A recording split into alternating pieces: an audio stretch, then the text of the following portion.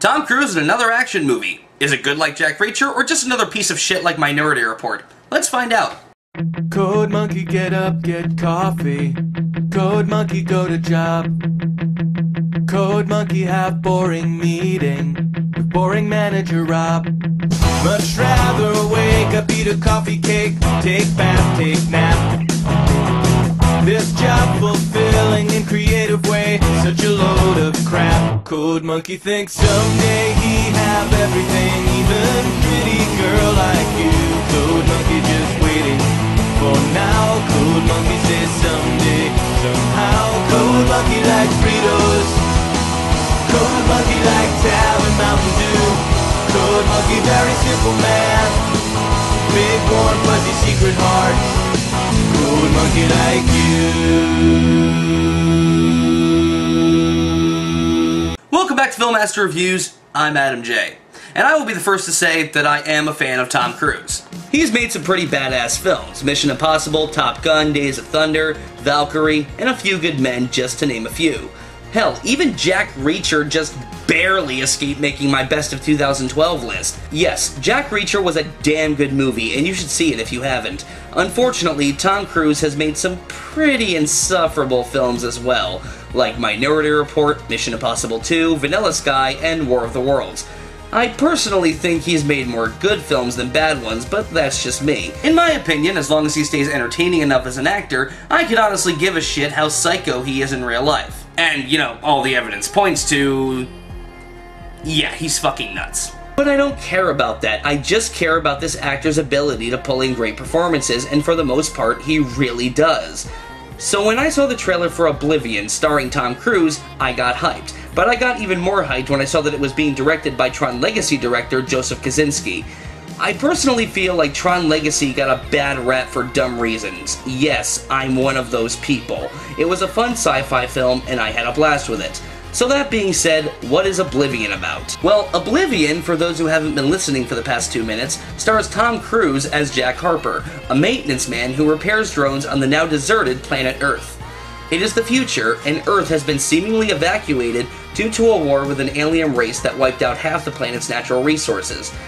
As Jack's love for his home planet gets the best of him, he comes across a woman frozen in cryosleep who happens to know a great deal about him, and a group of human beings living beneath the planet who help Jack to see the truth and protect his home. Let me just say that I really liked this movie. I thought this movie was entirely badass. Based on the trailers, you would think this is just another movie of Tom Cruise running for his life and kicking all forms of ass.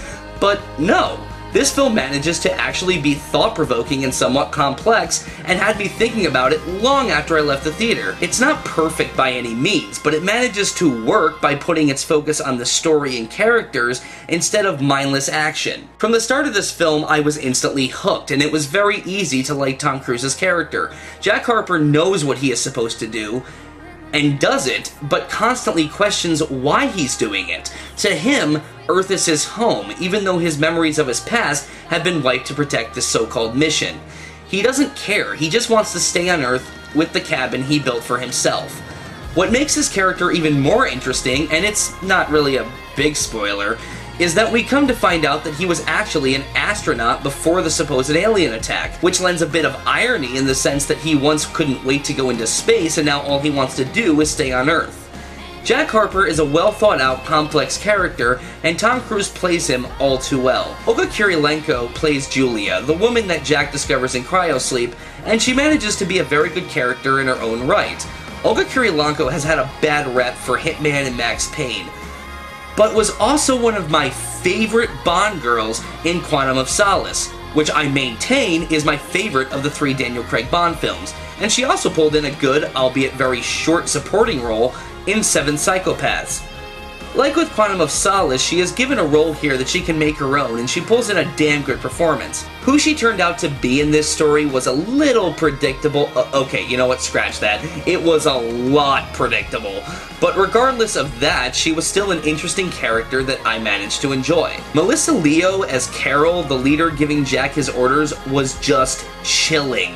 She says evil shit with a smile on her face the whole time, and it was honest to God creepy. This is insubordinate behavior, Jack. You don't have to die. She doesn't have to die. It's time to come home. I mean, honest to God, she just reminded me of the fucking Deadites from Evil Dead. She was that creepy. The rest of the supporting cast, such as Morgan Freeman, Maria Riceborough, and Zoe Bell, also give good performances.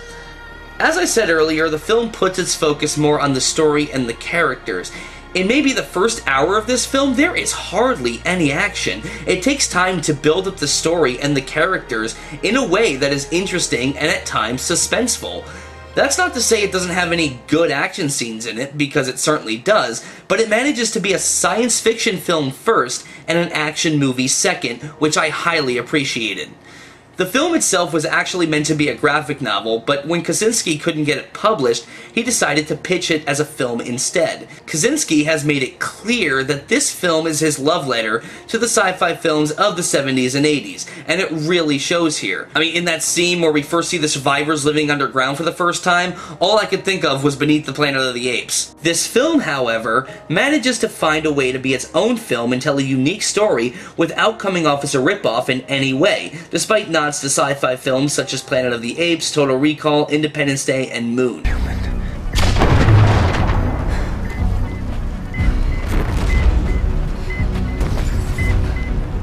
Tower, we have got survivors. There are 4. Check it. 5 survivors. They are human.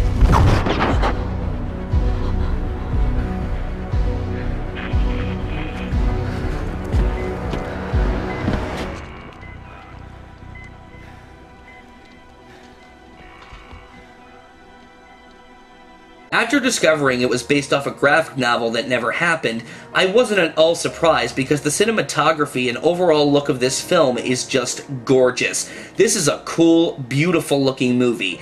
The action scenes that we do get are very fun to sit through, and the designs of the machines, drones, and cryo chambers only help the film stand out on its own. Overall, Oblivion was a fun dose of smart sci-fi that I had a great time with. At some points, it gets predictable, which is really the only thing I'm faulting the movie for, but in others, it manages to keep the suspense high. Even if you hated Tron Legacy, I highly recommend checking this film out when it gets a wide release. Oblivion gets a final rating of 4 out of 5 stars. They're firing on survivors. Stand down! This is insubordinate behavior.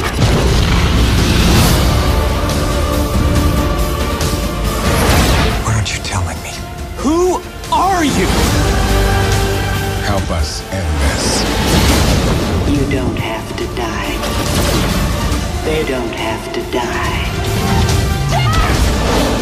It's time to come home. I'm not gonna do that. Earth is my home.